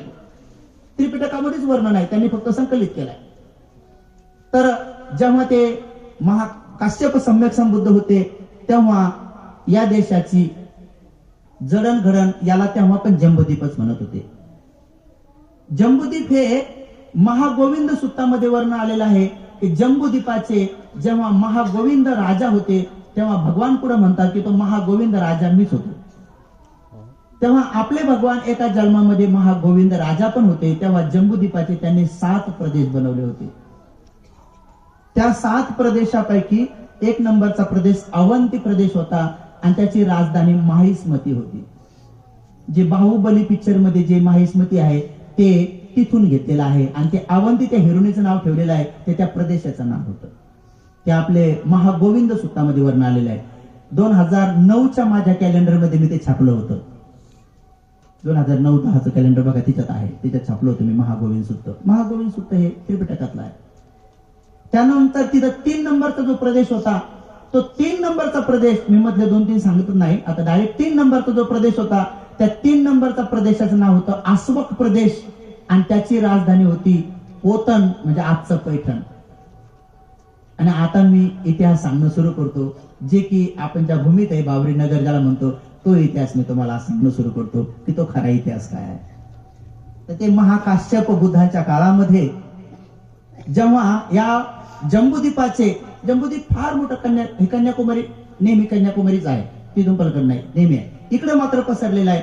पार अफगाणिस्तान, पाकिस्तान, बांगला, तिबेट पर्यंत आहे, थाई पर्यंत आहे, म्यानमार पर्यंत आहे, सुवर्णभूमीमध्ये सगळे इथपर्यंत आहे जंबूद्वीपाचा प्रदेश पूर्ण. याचा कालावधी बी सांगितलेला आहे की याचं उत्खनन कसं होतंय, समुद्र ठिकाणी डोंगर ठिकाणी कसे होतात हे परफेक्ट सांगितलेलं आहे. इव्हन देवता लोकांबद्दल अनेक लोकांना जे शंका आहेत, तर देवता लोक काय आहे याचं त्रिपिटकात सुंदर वर्णन आहे. एक आमची भिक्षुणी आहे, ती अभिधर्म सांगणार, ती सविस्तर बी सांगणं सुरू केलेलं आहे. अनेक भिक्षू बी पहिले सांगत होते पण अनेक लोकांना समजत नव्हतं. पण त्रिपिटक ज्यांनी ग्रंथ वाचलेला आहे अवश्य मला वाटतं आमचे हर्षबोधी भंतीचा खूप अभ्यास आहे संदर्भामध्ये. पण तुम्ही जेव्हा पेतवत्तू आणि विमानवत्तू ज्यावेळेस वाचता तेव्हा तुम्हाला परफेक्ट कळून जाईल की एक क्या बात आहे, पेतवत्तू से विमानवत्तू कैसे जाते. खूप सुंदर ग्रंथ आहे ते अभिधम्माचा ग्रंथ आहे. आता एखाद्याने नाही वाचले, एखाद्याला नाही कळलं, त्याला काय करावं, त्याला कसं सांगावं. तर करुणा करून फोडून सोपं सोपं करून सांगता येतं. मी जरा काही उदाहरणं नवीन नवीन देतो तर ते लोकांना समजण्यासाठी देतो की जेणेकरून लोकांना थोडं चटकन समजावे, पटकन समजता येतं. अनेक लोकांना असं वाटतं की एखादा माणूस इकडे मेला तर त्याचं चित्त तिकडे कसं जातं, हे कसं कसं होतंय. तर त्यांना सोपं सोपं आहे. तुमच्या मोबाईलमध्ये तुम्ही मेसेज लिहिता तर दुसऱ्याच्या मोबाईलमध्ये कसं काय जाऊन पडतो, जसं ते तसाच पडतो. तुम्ही जसा मेसेज लिहिला तसाच पडतो. तुम्ही जर विचारलं ना भोजन काय केलं तर त्याच्या बी मोबाईल मध्ये तसंच जाते भोजन काय केलं. असं नाही होत की तुम्ही लिहिलंय भोजन काय केलं आणि तिकडे असं नाही होत की तुझ्या नाकावर बुक्का मारू का, असं नाही येतच नाही, होतच नाही, तसं काहीच होत नाही. तो भाई क्या बात है, तुमने जैसा लिखा है, तुम जिस भाषा में लिखा है सेम वही भाषा उधर जाके गिरती है. ये तो काहीच नाही, वायर नाही, कायर नाही, उसको सैटेलाइट कहते तुम्हारी भाषा में, उसको बुद्ध की भाषा में समान कम्म धातु तरंग बोलते उसको. ते काय काय कंडिशन आहे हे ध्यान केल्यानंतर कळतं अनेक लोकांना. हे फक्त केवळ बाहेरून सांगायच्या गोष्टी वेगळ्या आहेत, अनुभूतीच्या गोष्टी वेगळ्या आहेत. आणि म्हणून उपासक उपासिकांनो, जेव्हा या संपूर्ण जम्बूद्वीपाच्या भागामध्ये जेव्हा ते काश्यप बुद्ध झाले होते तेव्हा एका महान प्रदेशामध्ये एक ब्राह्मण जन्माला आला आणि त्याचे 16 शिष्य झाले. ते सगळे लोक लाकडाचं काम करणारे होते. त्यांचा तो प्रमुख होता आणि त्यांनी 16 शिष्य बनवले होते आणि त्यांनी पाहता पाहता त्यांचे 1000 शिष्य बनले होते. असे 16,000 शिष्यांचा गुरु जे होते ते काष्ट घराणं ज्याला म्हणतात आताच्या काळामध्ये, तेच ते होते. तर ते नक्षी कामामध्ये आणि लाकडाच्या कामामध्ये एवढे तरबेज होते. आणि तेव्हा छोटे छोटे राज्य झाले होते किकी नावाच्या राजाकडे आणि इकडच्या सगळ्या राजाकडे. यांना राजा घोषित करण्यासाठी 16,000 जणांनी मिटिंग घेतली आणि त्यांनी एकमतानं ठेवलं की आपण आपला यांना राजा म्हणून घोषित करू. आणि मग 16,000चा राजा त्या काळातल्या प्रदेशात सर्वात मोठं प्रदेश होतं, कारण 16,000 लोक कोणाकडे नव्हते त्या काळात. आणि मग ते 16,000 जणांचे राजा झाले. पण एवढे ते सुज्ञ होते, एवढे जाणकार होते, एवढे नम्र होते, एवढे दयाळू होते की त्या 16,000 जणांना ते आपल्या पुत्राप्रमाणे वागवत होते. आणि राज्याभिषेक होऊन अवघे काही दिवस झाले तर त्यांनी एक सभा घेतली आणि त्या सभेमध्ये त्यांनी सांगितलं की मी राजा झालो, ते तुम्ही तर घोषित केलं, पण बाजूचे जेवढे राजा आहेत त्या राजांना सुद्धा मला राजा मान्य करण्यासाठी मी काही भेटवस्तू त्यांना पाठवू इच्छितो आणि त्यांच्यासोबत मित्रता करू इच्छितो. म्हणून त्यांनी एक सगळ्यांनी मिळून विमान बनवलं, त्याला यान म्हणतात. ते जे यान आलं म्हणतात ना, यान परंपरा तुमको. बरं झालं त्या आमिर खाननं कमीत कमी त्या पिक्की पिक्चर मध्ये दाखवलं तर कधी कमी कमी यान, बरं तरी झालं तेवढं. त्याच्यापेक्षा लई सुंदर असते ते यान, खूप सुंदर असते. देवलोक हा सुमेरू पर्वत आहे, हे ब्रह्मांड आहे ना, या ब्रह्मांडाच्या मध्यभागी सुमेरू पर्वत आहे. ते सुमेरू पर्वत आहे 84,000 योजन. 84,000 योजन म्हणजे 8,40,000 किलोमीटर. तर सुमेरू पर्वताच्या मध्यभागी 84,000 योजन पर्वत आहे आणि त्या पर्वताच्या उंच शिखरावर तुषित देवलोक राहतात आणि 42 वर तांतीस राहतात, 21 वर यामा राहतात आणि सर्वात खाली चातु महाराजिक राहतात. आणि त्याच्या बरोबर खाली 4 नरक लोक आहेत. त्याच्या खाली बरोबर त्रिपिटकात आहे, त्याच्या खाली बरोबर नरक लोक आहेत 4. हे 4 असुर नर जे तिरछन जे 4 आहेत त्याच्या खाली. आणि हे जे सुमेरू पर्वताचा असा गोल भाग आहे याच्या मध्यभागी 84,000 योजन म्हणजे 8,40,000 किलोमीटर रुंद भी आहे, लंबा भी आहे, उंच भी आहे. तो पहाड आहे तो. आणि तो मानस सरोवर जे बाबासाहेब म्हणतात तो तिथे आहे. बाबासाहेब म्हणतात ना की 4 चतुर्दीपाल आले ना महामायला उचलून घेऊन गेले, ती तिथे घेऊन गेले. ज्याला कोणाला पाहायचं सांगतो ते कसं आहे, ते उंच आहे आणि त्याच्या गोल साईडला जेव्हा 84,000 योजन पर्वत संपतो त्याला लागूनच एक समुद्र आहे, असा गोल आहे सगळा. आणि तो समुद्र बी इतका लंबा आहे, एवढा लंबा आहे, त्याचं बी वर्णन केलं किती किलोमीटर आहे ते बी सांगितलेलं आहे. आणि तो समुद्र संपल्यानंतर दुसरा एक पर्वत आहे, गोल आहे. आणि तो पर्वत संपल्यानंतर तिसरा समुद्र आहे आणि मग पर्वत रांग आहे. असं करत करत करत 7 पर्वत 7 समुद्राच्या रांगा आहेत. आणि म्हणूनच गाण्यामध्ये सुद्धा 7 समंदर पार में तेरे पीछे पीछे आ गया असं म्हणतात. 8 समंदर नाही म्हणत कधी कोणी. तुम्ही ऐकलं का कधी 8 समंदर पार में तेरे पीछे असं म्हणतात का? हे गाणं म्हणून तुम्हाला असं वाटतंय, पण याचा अर्थ माहितीये का काय? तर 7 समंदर पार में तेरे पीछे पीछे आ गया म्हणजे 7 समुद्राच्या प्रकारे देवलोक जातात. म्हणजे तो देवलोकात गेलाय आणि तिच्या मागे गेली तर देवलोकात भांडण करत करत जात आहेत. देवलोकात कसं जात आहे? दानं ददंतु सद्धाय शीलं रक्षन्तु सबदा भावना वीरता हंतु गच्छन्तु देवता गता. जे नेहमी 3 रत्नावर श्रद्धा ठेवून दान देतात, मरेपर्यंत शील पालन करतात, ध्यानामध्ये रत राहतात, गच्छन्तु म्हणजे जातात, देवता गता. इथं अरहंत होण्याचा मार्ग नाही सांगितलं बुद्धाने. देवता कसं बनायचं त्याचं बुद्धाने सांगून गेले. रोज तर म्हणतात लोक, पण त्याला मराठी सांगितले की शंका घेतात. रोज म्हणतात, भंतीजी बी म्हणतात, उपासक बी म्हणतात, पण मराठी सांगितलं शंका घेतात. मग देवता लोकात कसं जायचं ते स्पष्ट सांगितलेलं आहे. म्हणून 7 समुद्र झाल्यानंतर 7 पर्वत आहेत आणि सर्वात शेवटचा जो पर्वत आहे 7वा, त्या 7व्या पर्वताच्या ईशान्य भागामध्ये एक दरवाजा आहे आणि त्या दरवाजाच्या बाहेर आल्यानंतर 4 द्वीप आहेत. 4 द्वीप आहेत. त्या द्वीपापैकी एक जम्बूद्वीप आहे. आणि त्या जम्बूद्वीपामध्ये जेव्हा रात्रीचे 12 वाजतात तेव्हा कुठं 2:30 वाजतात, कोणा 3 वाजतात, कुठं 3:30 वाजतात, कुठं 5 वाजतात, त्या बाकीच्या 3 द्वीपावर. आणि जेव्हा इकडे दिवसाचे इतके वाजतात तेव्हा रात्रीचे तिकडे वाजतात, असं वर्णन त्रिपिटकामध्ये आहे. मग आता कोणाला जर त्या सुमेरू पर्वतावर जात असेल तर तिथं ट्रेन जात नाही, तिथं बस जात नाही, तिथं विमान जात नाही. तुमच्या नासावाल्यांना बर्मुडा ट्रिअँगलचा शोध लागलेला नाही अजून. बरं झालं या वर्षीचा नोबेल पारितोषिक कोणाला भेटला माहितीये का? जे अभ्यासक आहेत सगळे गुगलमध्ये शोधा. या वर्षीचं नोबेल पारितोषिक ज्या शास्त्रज्ञाला भेटलंय त्या शास्त्रज्ञाने शोध लावलाय की माणूस अदृश्य होऊ शकतो आणि डोंगरातून इकडून तिकडे जाऊ शकतो. हे तुमच्या शास्त्रज्ञ म्हणतोय, त्यांना नोबेल भेटलं या वर्षीचं. जा गुगलला शोधा. बरं झालं कमीत कमी आता एक रेफरन्स तरी आला. शास्त्रज्ञ म्हणायला लागलेत आता. शास्त्रज्ञ म्हणतो की माणूस अदृश्य होऊ शकतो आणि माणूस डोंगरातून इकडे तिकडे पार जाऊ शकतो. त्यांना नोबेल पारितोषिक भेटलं ह्या वर्षीचं. गुगलवर गेल्यावर तुम्हाला सापडेल त्यांचं नाव पण. आणि म्हणून महाकाश्यप सम्यक संबुद्धाच्या काळामध्ये जेव्हा हे लाकडाचं काम करू लागले तेव्हा सगळ्यांनी इतकं सुंदर विमान बनवलं आणि ठरवलं की आजूबाजूच्या सगळ्या राज्यांना आपण हे विमान बक्षीस देऊ. मग त्यांनी त्याचा बारीक छोटे विमानं बनवले की जेणेकरून ते सगळ्यांना भेट म्हणून पाठवायचे. भेट पाठवता पाठवता ते किकी नावाच्या राजाच्या तिकडं काशीला पण त्यांनी एक भेट पाठवली आणि सांगितलं की मी आमका आमका राजा आहे आणि माझ्या राज्यामध्ये 16,000 लोक आहेत. त्यांनी सहर्ष स्वागत केलं की मी तुम्हाला राजा म्हणून स्वीकारतो. आणि त्यांनी सगळीकडे भेट म्हणून मित्र म्हणून पाठवली. आणि ती भेट जेव्हा तिकडे गेली तेव्हा तिकडे काश्यप बुद्ध होते. त्या राजानं असा विचार केला की इकडून ज्या मित्रांनी भेट पाठवलेली आहे विमान छोटं लाकडाचं, आता मी त्यांना काय पाठवू? मग त्यांनी मात्र सोन्याच्या ताम्रपटावर 3 ठिकाणी बुद्धाचे गुण, धम्माचे गुण, संघाचे गुण लिहून पाठवले. इतिपिसो भगवा स्वाख्यातो भगवता सुपटिपन्नो भगवता. आणि ते यांना पाठवले. यांच्याकडे ते गुण आल्याबरोबर राजा होऊन थोडे दिवस झाले होते, काही जास्त कालावधी झाला नव्हता. नेमक्याच भेटी पाठवणं सुरूच केल्या होत्या. अजून राज्यकारभार बी राहिला होता, सगळंच राहिलं होतं. आणि जसंही त्यांनी ते 3 बुद्धाचे धम्माचे संघाचे गुण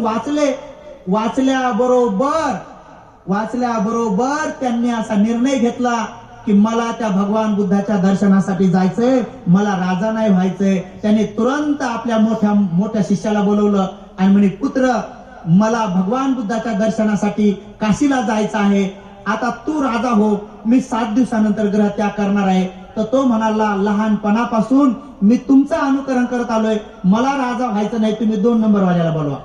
असं करत करत 16 जणांना विचारलं, ते 16 पण म्हणाले, आम्ही पण तुमच्या सोबत बुद्धाच्या दर्शनासाठी येतो, आम्हाला राजा व्हायचं नाही आहे. याला म्हणतात गुरु, याला म्हणतात शिष्य. आपल्याकडे कितीतरी शिष्य वाट पाहून येत, आमचे गुरु कधी मरतात, म्हणजे आमच्या नावावर कधी कधी होते. लय जण आहेत, तुम्ही जर नाव विचारलं नाव दिसणार मी, मला काय सांगताय तुम्ही, हुक्याली तर सांगून टाकतो काय, हुक्याली तर काय सांगून टाकतो. बऱ्याच जण वाटते, पण गुरु मारणार थोडी आहेत. नाही गुरु लय जण वाटते, गुरु बारा गुरु बऱ्याच जणांना वाटते. म्हणून आम्ही गुरु झालो नाही, म्हणलं बाबा जाऊ द्या, गुरु मरा वाटतंय ते लय अवघड काम आहे. म्हणून जेव्हा 16 जण तयार नाही तेव्हा 16,000 जणांची एक सभा बोलवली आणि 16,000 जणांना विचारलं की आम्ही 16चे 16 जण काशीला सम्यक संबुद्ध उत्पन्न झालेले आहेत, काश्यप नावाचे बुद्ध आहेत आणि आम्ही त्यांच्या दर्शनासाठी चाललो. तुमच्या 16,000पैकी ज्याला कोणाला राजा व्हायचं त्याने राजा व्हा, 7 दिवसानंतर आम्ही सोडणार आहे.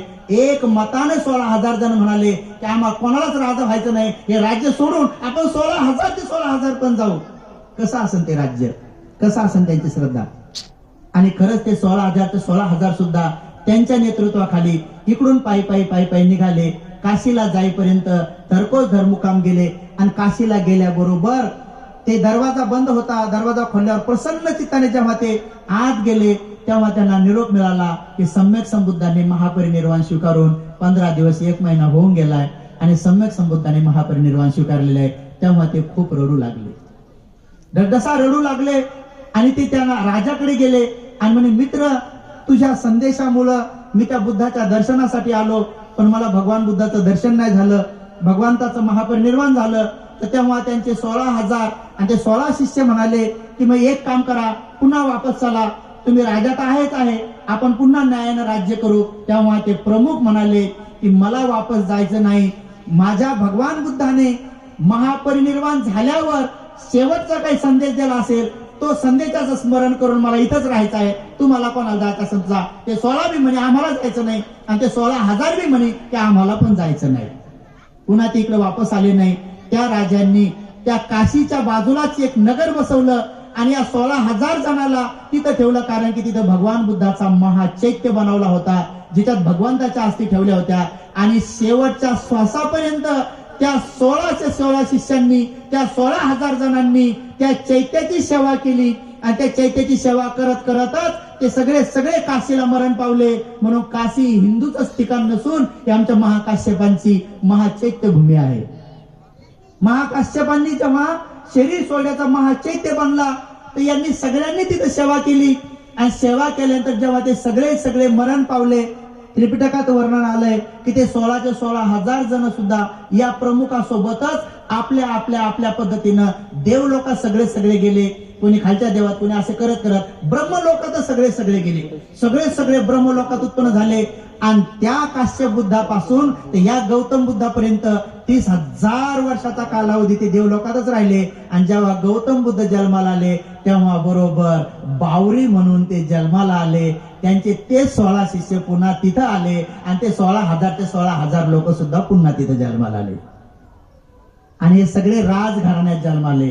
आता प्रसेनजित राजाच्या काळामध्ये यांची भेट झाली आणि मग यांचा मुख्य व्यवसाय होता की आपल्या भाषेमध्ये चारिका करणे, पूर्वपासून पश्चिम आणि उत्तरपासून दक्षिण हे चारिका करायचे आणि वर्षभर जेवढं दान जमा झालं तर एकदाच वर्षात ते यज्ञ करायचे. त्यांचा यज्ञ असा होता ज्याच्यामध्ये पशुबली नव्हता, ज्याच्यामध्ये कालवडी, गाई, म्हशी, बछडे किंवा मानव बळी नव्हता, तर ते शुद्ध तेल तुपाचा अशा प्रकारचा यज्ञ करून ते ब्राह्मणांना त्या काळामध्ये सोन्याच्या मोहरा दान करत होते. आणि म्हणून त्यांनी यज्ञ करत करत जेव्हा त्यांचं 100वे वर्ष वय होतं तर 100वे वर्ष वय होतं म्हणून त्यांनी महाराष्ट्र प्रदेशामध्ये शेवटचा यज्ञ करायचं ठरवलं होतं. आणि म्हणून राजा प्रसेनजितांनी त्यांना एक आश्रम बनवून दिला. तो आश्रम रुंदीला 25 किलोमीटर होता, लांबीला 50 किलोमीटर होता आणि तो पोतन राजधानीमध्ये बनवला होता. जे आज पैठणचं धरण आहे तर तेच त्यांचा आश्रम होता, जे तुमचा आश्रम, तुमचा इतिहास पाण्याखाली घातला. म्हणून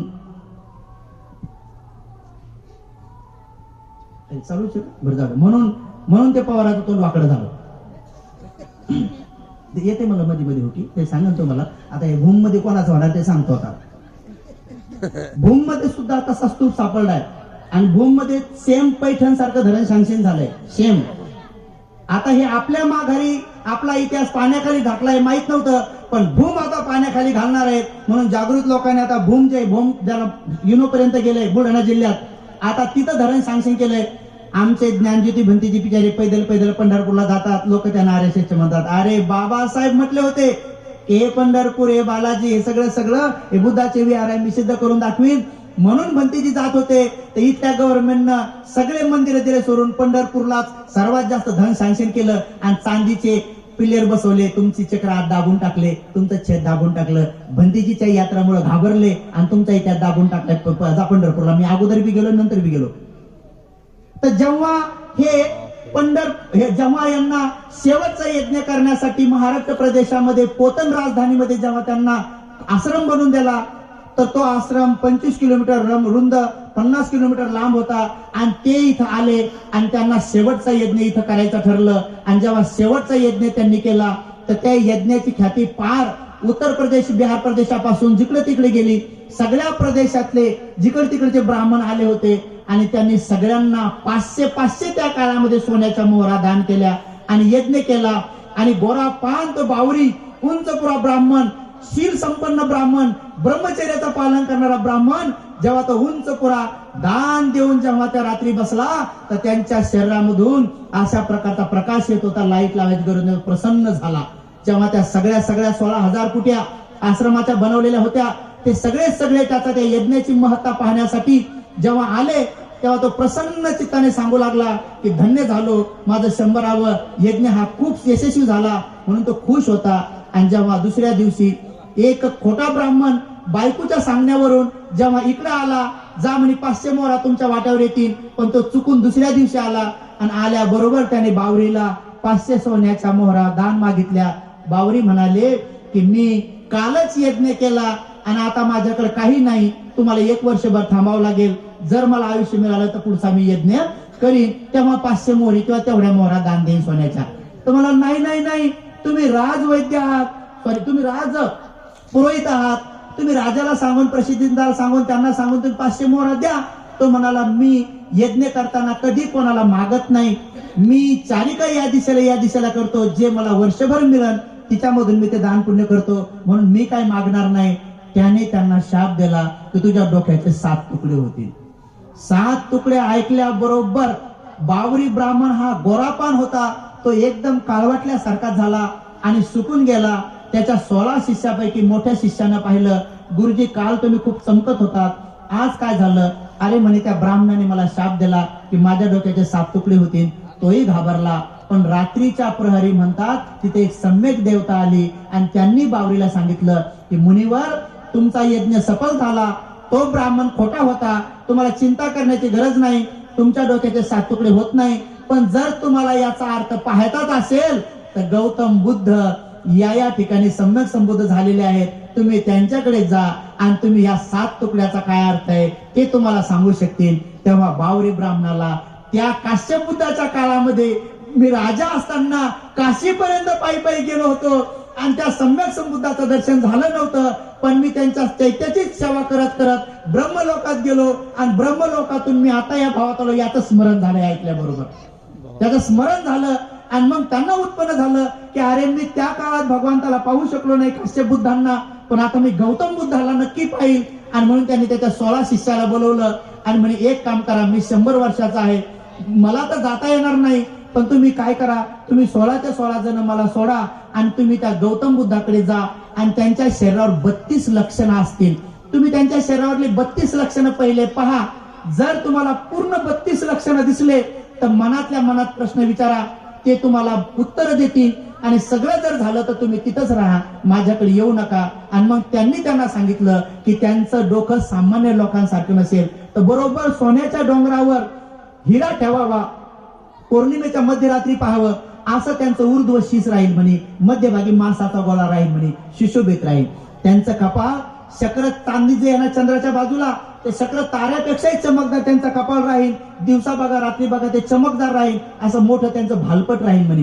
त्यांच्या भुवया इंद्रधनुष्य जसा बाकदार असतो आणि सुंदर नक्षीकाम सारख्या तसं त्यांच्या भुवया बाकदार असतील. दोन्ही भुवयाच्या मध्यभागी असा एक केस राहील की दुरून पाहिल्यानंतर चंदनाचा टीका दिल्यासारखं त्यांचं बोधी चिन्ह राहील म्हणे. त्याच्या खाली आल्यानंतर त्यांच्या पापण्या नेमकंच जन्मलेला बछडा, गाईचं जे पिल्लू असते ज्याच्या मोठ्या मोठ्या पापण्या असतात, तशा मोठ्या मोठ्या पापण्या त्यांच्या राहतील. त्यांचे डोळे निळे निळे राहतील, पांढर राहतील, टपोरी टपोरी राहतील म्हणे, असे त्यांचे डोळे राहतील. तुम्ही खाली आलं ह्या लक्षणामध्ये शुभचिन्हामध्ये पण सांगितलं की त्याच्या नाकाच्या नाकपुड्या लाल लाल रंगाच्या राहतील आणि त्यांचे कान लांब लांब गळ्याला टेकलेले राहतील आणि त्यांचा गळा 3 प्रकारचा सुशोभित पट्टायुक्त त्यांचा गळा, हास्युक्त अशा प्रकारचे 3 प्रकारचे गळे राहतील म्हणे. जर म्हणे तुम्ही इच्छा व्यक्त केली तर त्यांची जीभ तुम्हाला ते दाखवतील, जी सहज या कानाला आणि कपाळावर सहज फिरून एवढी शेंद्रे रंगाची लंबी लंबी त्यांची जीभ राहील. आणि त्यांचे 40 दात, पांढरे शुभ्र, लहान मोठे नाही, मधात फटा नाही, उंच माग पुढे नाही, ठेबडे बेबडे नाही, सुशोभित त्यांचे दात राहतील. आणि तसंच तुम्ही खाली आले तर त्यांचे आजानु बाहू राहतील. त्यांचे दोन्ही खांदे हे गोलाकार मासानं भरलेले राहतील. पाठीचा दांड पूर्ण मासाचा भरलेला राहील. आणि त्यांचे हात टोंगळ्याच्या खाली येतील. याला आजानु बाहू म्हणतात. त्यांचे आजानु बाहू राहतील म्हणे. त्यांचे हात हे सुंदर लांब राहतील. त्यांचे 5ही बोट सेम राहतील, माग पुढे राहणार नाही. आणि दोन्ही बोटाच्या मध्ये झिनासा राजहंसाच्या पायाला कसा पडदा आहे, इकडून तिकडून दिसत तसा पडदा राहील म्हणे.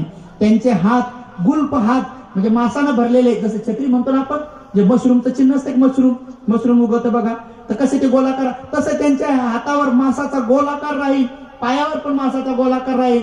त्यांना म्हणतात चक्कवलंकित रत सुपादो लखन मंडित आयत पन्नी चामर छत म्हणजे चामड्याचं छत्र, चामर छत सुभाषित पादो ऐसही तुय पिता नरसिंहो.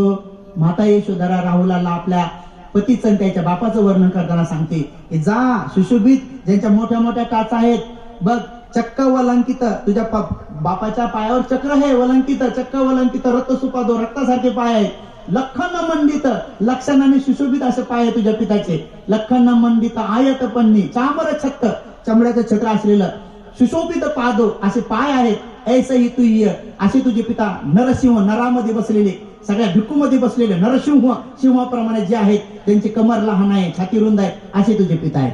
आता एखाद्या बाईला आपल्या नवऱ्याचं वर्णन आता करायचं असलं तर कसं करावं, तसं पाहिजे की नाही?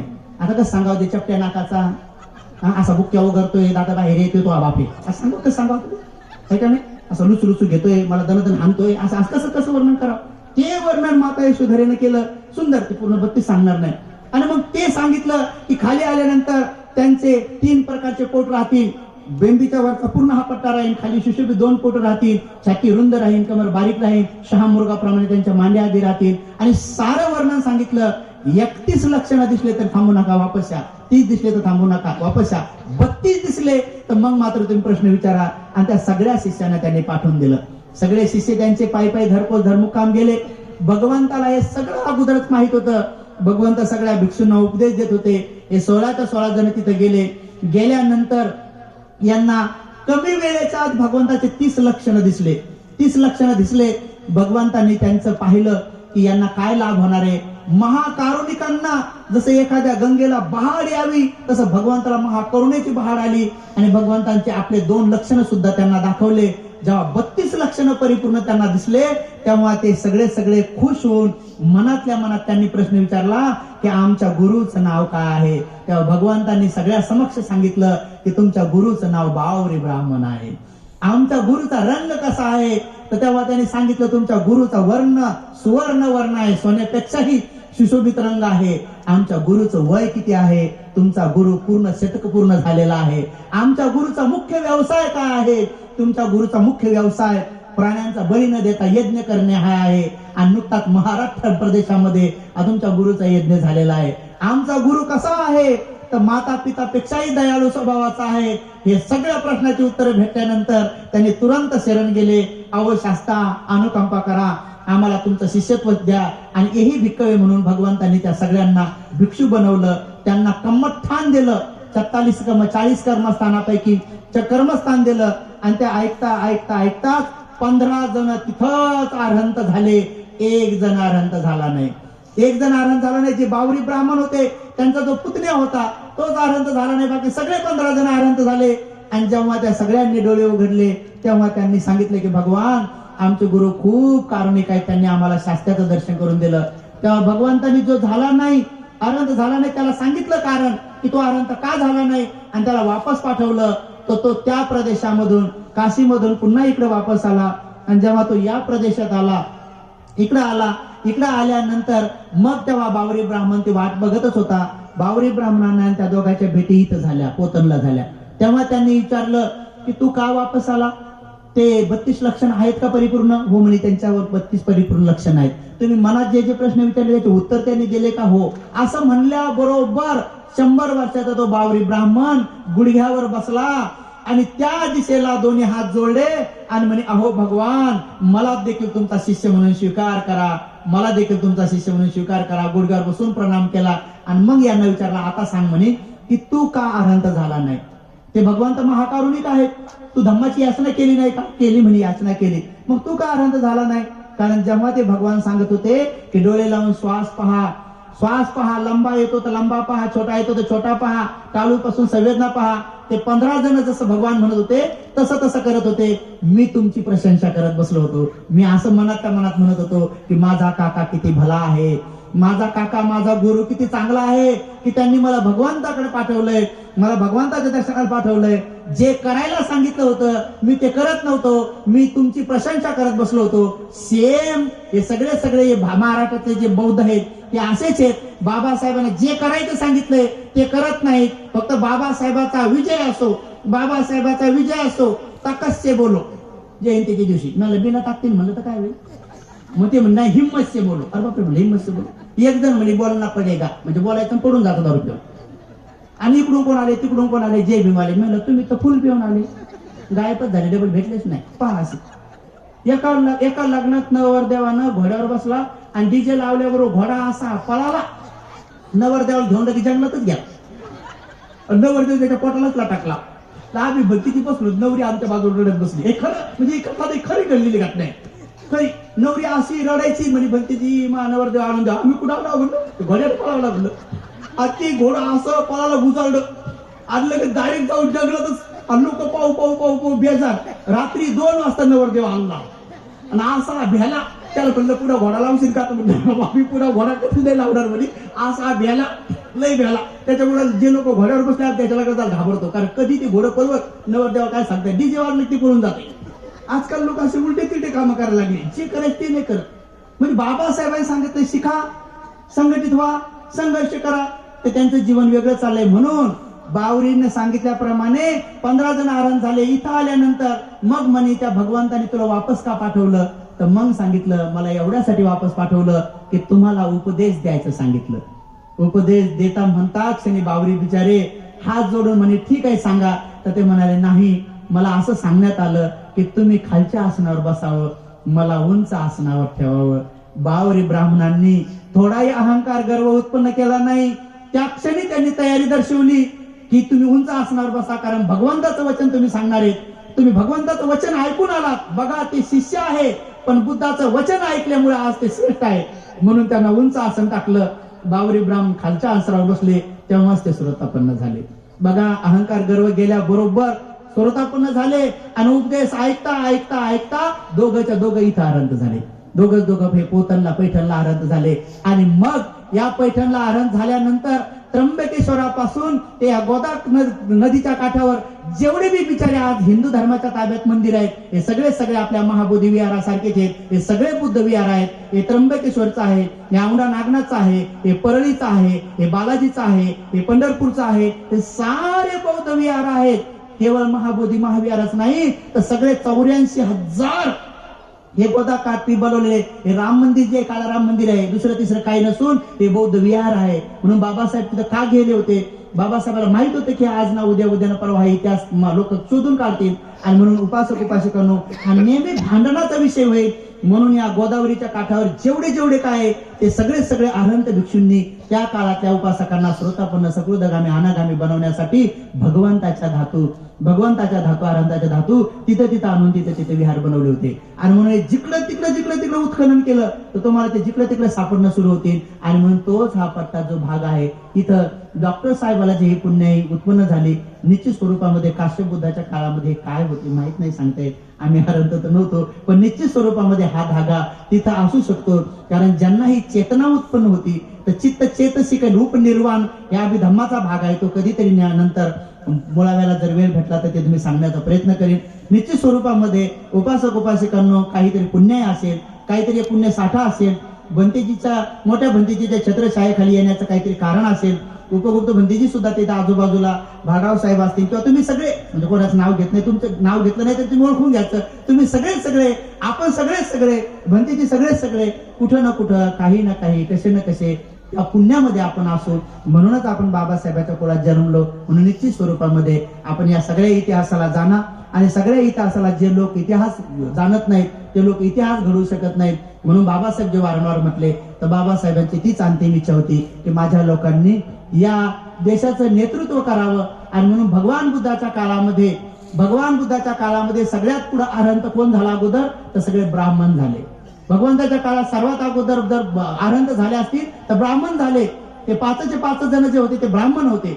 5 जण ते ब्राह्मण होते. यश ब्राह्मण होता. यशचे 55 मित्र सुद्धा ब्राह्मण होते. उर्वेल कश्यप, नदी कश्यप, गया कश्यप ब्राह्मण होते. ते सगळे 61 जण सारीपुत्रजी महामोगल्यांचे ब्राह्मण होते. महाकाश्यपजी ब्राह्मण होते. तर भगवंताच्या काळामध्ये ब्राह्मण हे आघाडीवर होते आणि बाकीचे बिचारे पिछाडीवर होते.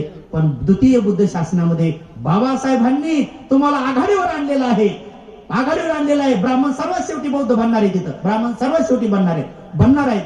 तर हे द्वितीय बुद्ध शासन बडा अच्छा आहे. आणि म्हणून आमच्या भिक्षूंची आणि तुमची सगळ्यांची जिम्मेदारी जरा मोठी आहे. हे लहानसा जिम्मेदारी नाही आहे. हे कुठं बी कसं बी काही बी नाही आहे. खूप मोठी जबाबदारी आहे. त्यामुळे बौद्ध धर्माचा प्रचार आणि प्रसारक बनणं ही खूप मोठी गोष्ट आहे. पण ते जे नेहमी सांगतात की तिकडे त्यांचे झाडं झुडपं कुत्रे मात्र ते बी प्रचार करतात. कुठं झाड दिसलं नसतं, चोळीचा बांगड्या जर लटकावल्या, चोळीचा खण लटकावला तर लोक तिथे येऊन दर्शन करतात. माणसाची गरज नाही. कुत्र्याच्या अंगावर दिसते हळद टाकलीत लोक खंडोबा म्हणून त्याला पुजतात. तिथे माणसाची गरज नाही.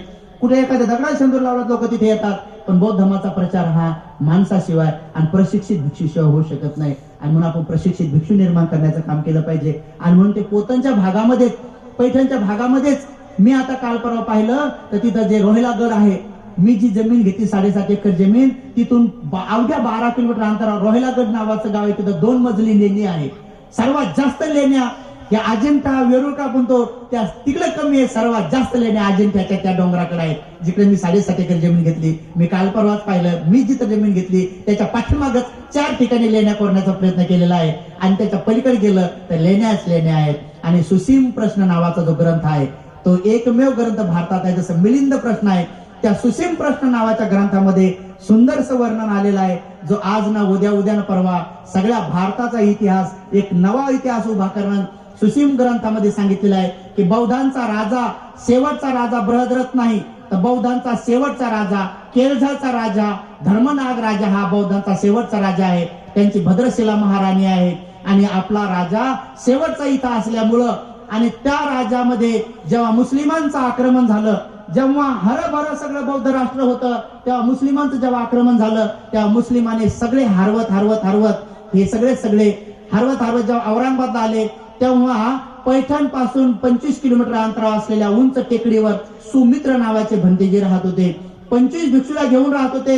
जेव्हा त्यांनी पाहिलं की हा मुस्लिम आक्रमक साधा सुद्धा नाही, हा कुल विध्वंसक आहे, हा नागवंशी कुळाचा नाश करत आहे, जेव्हा त्या भंतेजीनं पाहिलं तेव्हा 25 भिक्षूला त्यांनी घेऊन टेकड्यावर बसले आणि म्हणे, भिक्षूंनो आपण रातोरात लपत जाऊ आणि आपल्या धर्मनाग राजाला सांगू, राजा हा जो शत्रू आलेला आहे हा कुल विध्वंसक आहे, हा विहार तोडतो, बुद्धाच्या डोळे हिऱ्याचे आहेत ते काढून नेतो, सोनं काढून नेतो, पण माणसं गर्भवतीला बी मारतो कारण कुल विध्वंसक आहे. याचा घात करण्याचा इरादा वेगळा आहे, पण आपण कुळ वाचवला पाहिजे असं म्हणताच त्या उंच पहाडीवर आक्रमण झालं आणि 25 भिक्षू तिथं मारले गेले. एकमेव सुमित्र भंतेजी वाचले. सुमित्र भंतेजी अमावस्येच्या रात्री केळझरला गेले. एका रात्यात गेले तर नक्की ते आनंद असू शकतात, नक्की तिचं वर्णन नाही आलं त्या पुस्तकात तसं, पण ते केळझरला गेले आणि जेव्हा सकाळ झाली ते केळझरला ते राजाला भेटले. धर्मनाग राजाला म्हणे, राजा तू गाफील का आहेस? 12 म्हणते मी गाफील नाही, मी शत्रूसाठी युद्ध करण्यासाठी सैन्य वाढवलेलं आहे. ते म्हणे तू युद्ध करू नको, कारण तू जर युद्ध करशील तर शत्रू खूप भयान आहे आणि तो नागवंशी लोकांना गर्भाशयाच्या बाळाला बी मारू लागलेला आहे. मग म्हणते मी काय करू सांगा? तर मी सांगतो तू एक काम कर, तू युद्ध करू नको. मग म्हणाल भंते माझी श्रद्धा बघा. मग केळझरच्या मध्यभागी ते भंतेजी वर्णन करतात पुढं की केळझरच्या मध्यभागी एक विहीर आहे. त्या विहिरीच्या मध्यभागी गेलं तर खाली एक भुयारामध्ये त्यांनी सुंदरसं विहार बनवलेला आहे. 6 फुटाची सोन्याची मूर्ती आहे आणि तिथं 6 रंगाचा रश्मी निघतो. जे आपल्या घरावर जे झेंडे आहेत ना ते 6 रंगाचे ते रंग तिथं आहे. आजही उत्खनन केलं तर केळझरमध्ये सापडलं. आणि मग त्या राजाला सांगितलं की राजा तू हे सगळं वैभव सोड, तुझ्या नगरीवर 1000 हिऱ्याचं चक्र होतं. केळझरच्या नगरीवर 1000 आऱ्याचं चक्र होतं. खांब सोन्याचे होते, छेद सोन्याचं होतं. एवढं वैभव. भंतीजीचा सांगण्यानुसार भद्रशिला महाराणी धर्मनाग राजा तयार झाले. त्यांनी ते सगळं वैभव सोडून दिलं आणि सगळ्या प्रजेला सांगितलं की भंतीजी म्हणतात युद्ध करू नका, तुम्ही इथून पळून जा, कारण नागवंशी वाचवा. का ते म्हणे का वाचवा? तेव्हा सुमित्र भंतीजी म्हणतात कारण मला ध्यानामध्ये कळलंय की या नागवंशीय लोकांच्या पोटी पुढे भविष्यात बोधिसत्व येणार आहे आणि ते बोधिसत्व तुमचा हरवलेलं वैभव तुम्हाला मिळवून देतील, म्हणून कुळ वाचवा. राज्य वाचू नका, कुळ वाचवा. मग त्या बिचाऱ्याने सगळं वैभव टाकलं. म्हणे लंगुट्या घाला, चिखल करा, अंगाला माखा, कारण शत्रू तुमच्या स्किन तुम्हाला ओळखल. आणि उंच पहाडावर जा. तर प्रसेनजित राजाने जे 7 पर्वत जो आता सध्या आहे 7 पर्वत, त्या सारीपुत्र भंतीजीच्या 7 बहिणी तिथं हरण झालेल्या आहेत. त्या 7 पर्वतावर प्रसेनजित राजाने बनवलेला स्तूप आजही आहे. तर तिथं हे सगळ्यांना घेऊन गेले. आणि मग भंतीजी म्हणाले की राजा जेव्हा हा शत्रू जाईल तेव्हा तुम्ही पुन्हा खाली या आणि खाली आल्यानंतर पूर्ण महाराष्ट्राच्या स्मशानभूमीमध्ये एक नवरा बायको नाग नागिन दोघं तिथं ठेवा आणि त्यांचा कुळ वाढल्यानंतर मग नंतर तुम्हाला जर कोणी विचारलं तुमची जात काय तर महार सांगा. म्हणून महार जातीचं वर्णन त्या सुसीम प्रश्नात आलेलं आहे. आणि काय खाताना काय खायचं बनते तर कंदमुळं खा. आणि जर शत्रू जास्त दिवस राहिला आणि तुम्हाला कंदमुळं पुरले नाही तर मेलेल्या जनावरांचा मांस खा, असं वर्णन त्या सुसीम प्रश्न नावाच्या ग्रंथात आलेलं आहे. म्हणून आपल्या लोकांनी मांस का खाल्लं याचा बी पुरावा तिथं सापडलेला आहे. हे मी काय अंदाजी नाही सांगत आहे, तो ग्रंथ मीच छापणार आहे. एकच आहे भारतात, शिलानंद भंतीजीकडे आहे. सगळ्यांना फ्री मध्ये देणार आहे, लवकरच देणार आहे. जेव्हा आपला स्तूप भगवान बुद्धाच्या धातूचा 32 फुटाचा स्तूप मी 2-2.5 कोटीचा बनवत आहे तिथं लवकर बने 1-1.5 वर्षाच्या आत त्याचं उद्घाटन होईल. तेव्हा सगळ्यांना फ्री मध्ये तो ग्रंथ मिळेल. सगळ्यांना तो इतिहास पाहायला मिळेल. मिलिंद प्रश्नासारखा तो ग्रंथ आहे, खूप मोठा इतिहास आहे. आणि मग तेव्हा सांगितलं की तुम्ही नंतर पुन्हा महाराष्ट्रात या. तर महाराष्ट्राच्या कोपऱ्यामध्ये जेवढे बी नागवंशी लोक जे आजचे कालचे महार आजचे बौद्ध आहेत हे सगळे त्या राजाने वाचवले. आणि त्या राजाला कोण वाचवलं? सुमित्र नावाच्या भंतीजीने वाचवलं. ते पैठणच्या उंच पहाडीवर राहत होते म्हणून आपले कुलदैवत ते सुमित्र भंतीजी आहेत.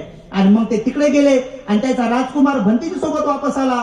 आणि सुमित्र भंतीजीला घेऊन सुमित्र राजकुमार आणि तो सुसीम राजकुमार आणि सुमित्र भंतीजी दोघं पुन्हा पैठणला आले आणि लपून 10 वर्ष इथं राहिले. आणि 10 वर्षानंतर जेव्हा भंतीजीचा अंतिम काळ आला तेव्हा ते सुसीमला म्हटले सुसीम आता ग्रंथ लिहायला बस म्हणे.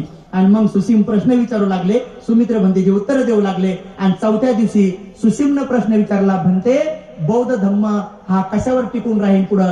तेव्हा सुमित्र भंतीजी असं म्हणतात, हे सुसीम मी 4 दिवसापासून तुझी वाट पाहू लागलो की तू मला हा प्रश्न कधी विचारतो. अरे भगवान बुद्धाच्या धम्माला पुढं बुद्ध योग वाचवण म्हणे, म्हणून हा योग शब्द यांनी इथून घेतला. हे रामदेव महाराजांनी योग घेतला ना, तो इथून शब्द घेतला. तर बौद्ध धम्माला वाचवण्यासाठी बौद्ध योग पुढे तुम्हाला कामात येईल. तेव्हा सुमित्र भंतेजींना हा सुसीम राजकुमार विचारतो, भंते हा बौद्ध योग काय आहे? अरे बौद्ध योग म्हणजे आनापान सती आहे म्हणे. मग तो पुढे विचारतो हे आनापान सती काय आहे? मग तो सांगतात की आलेल्या श्वासाला गेलेल्या श्वासाला दिघंग वा असं संतो दिघंग असं सामे तिप जानाती, रसंग वा असं संतो रसंग असं सामे तिप जानाती. जसा लंबा आहे तर लंबा आहे, छोटा आहे तर छोटा आहे. या श्वासाला जसं जाणलं तसं हे आनापान सती आहे. आणि पुढे विपස්සना हेच बौद्ध योग आहे आणि हाच बौद्ध धर्माला पुढे टिकवणार आहे, असं वर्णन त्या सुसीम प्रश्न नावाच्या ग्रंथात आहे.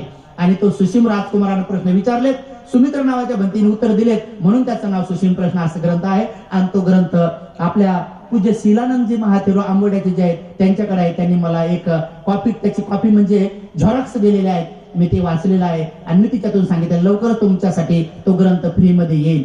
उपासक उपासिकांनो हा बौद्ध लोकांचा इतिहास इथं जे नाव जुटलेले आहे तर महाराष्ट्रातले जेवढे बी नागवंशी लोक आहेत या सगळ्यांना वाचवणारे जर कोण असतील तर ते आमचे धर्मनाग राजे आहे. म्हणून बाबासाहेबांनी पंढरपूर कॅन्सल केलं आणि नागपूरला दीक्षा देण्याचं कारण काय आहे? कारण तिथं शेवटचं टोक नागपूर होतं त्या नगरीचं आणि प्रथम टोक केळझरचं होतं. म्हणून आमच्या भिक्खू संघात सगळे विद्वान भिक्षू होते, पण मात्र आमचे बुद्धानुशासक किंवा संघानुशासक भंतेजी आमचे प्रेसिडेंट केळझरचेच काऊन झाले? हा बी इतिहास त्याच्या पाठीमाग आहे. कारण ते बाकीच्या पेक्षा जरी विद्वान नव्हते पण बुद्ध शासनाची ती कमाया होती म्हणून ते आमचे प्रेसिडेंट झाले होते. आणि आजही तिथं प्रशिक्षण केंद्र सुरू झालंय, कारण केळझरची नगरी आज जरी उत्खनन केली तर ती नगरी जशी तशी सापडू शकते. आणि म्हणून ते भंतेजी म्हटले होते की तुम्ही हे सगळं वैभव त्यागा, कारण बोधिसत्व पुन्हा तुमच्या जन्माला येईल आणि तुमचं वैभव तुम्हाला मिळवून देईल. आणि खरंच या नागवंशी लोकांमध्ये बाबासाहेब जन्माला आले आणि त्यांनी आपलं हरवलेलं वैभव पुन्हा आपल्याला मिळवून दिलं. म्हणून सगळ्यांच्या घरामध्ये आता सोनं नाणं आलं, हिरे माणिक मोती बी आले. आता कोणतंही गरीब राहिलं नाही. आणि मग त्यांनी सांगितलं की जेव्हा तुमची संख्या वाढेल तेव्हा तुम्ही महाराष्ट्रभर बसा आणि मग पुढे चालून तुम्ही नागवंशी लोक सांगणं सुरू करा. आणि मग नंतर कालांतरानंतर हेच नागवंशी लोक महार म्हणून ओळखले जाऊ लागले आणि तेच आजचे बौद्ध आहेत. तर ही सगळी किमया भंतेजींच्या पुण्याने झालेली आहे. आणि मग त्या भंतेजीने शरीर सोडलं. पैठण पासून सर्वात उंच टेकडीवर पायथ्याशी सुशिमनं त्यांचा अग्निसंस्कार केला आणि त्या टेकडीच्या वरच्या टेकडीवर त्यांची समाधी बनवली असं वर्णन आहे. ती टेकडी कोणती आहे तिचा शोध करणं सुरू आहे. आता मी याच्यासाठी सांगत नव्हतो कारण की कोणी आणखी माथ्यावर येऊन गणपती बाप्पा आणून बसवतील काही बी, कारण हे टेकडे आपल्याकडे उशिरा त्याच्याकडे लवकर होत म्हणून हे सांगत नव्हतो. पण आता सांगणं सुरू केलंय की ती टेकडी कोणती उंच तिचा बी शोध लागणं सुरू केलाय आणि हा इतिहास लवकरच बाहेर होईल. आणि म्हणून हा सगळा पट्टा त्याच बावरीच्या अरहंताच्या पदस्पर्शाने पावन झालेला आहे. ज्या भूमीत आपण बसलो तर हा सगळा गोदाच्या काठावर असलेला, म्हणून बाबासाहेब गोदावरीच्या काठावर असलेल्या राम मंदिराचा जो सत्याग्रह करतात तो सत्याग्रह सुद्धा त्या यासाठीच केला होता. आणि म्हणून उपासकांनो आपण धन्य आहोत की बाबाच्या कुळात जन्माला आलो. धन्य आहोत की आपल्याला सुशीम राजकुमारासारखा एक राजकुमार लाभला. धन्य आहोत की सुमित्र भंतेजी सारखे कुलदैवत लाभले आणि आपलं जीवन सुखमय केलं. म्हणून आपण सगळ्यांनी या आजच्या प्रसंगी जास्त उपदेश न देता मी सगळ्यांच्या हितासुखासाठी सगळ्यांच्या भल्या कल्याणासाठी काय असतं की काही गोष्टी ज्या पहिल्या कधीच कोणाला माहित नसतात आणि ज्या पहिल्यांदा सांगितल्या तर त्या पहिल्यांदा सांगितलेल्या गोष्टीवर शंका उत्पन्न होत असतात. हे साहजिक आहे, हे तो बडी बात आहे. तो शंका कुठून उत्पन्न होतात, सगळीकडून उत्पन्न होतात. तर बाबासाहेबांना जेव्हा त्याचा इतिहास सांगणं सुरू केला होता तेव्हा शंका सुरू केल्या होत्या. पण बाबासाहेबांना जेव्हा शंका सुरू झाल्या तर बाबासाहेबांनी त्या हळूहळू त्या गोष्टी सगळ्या हे केल्या.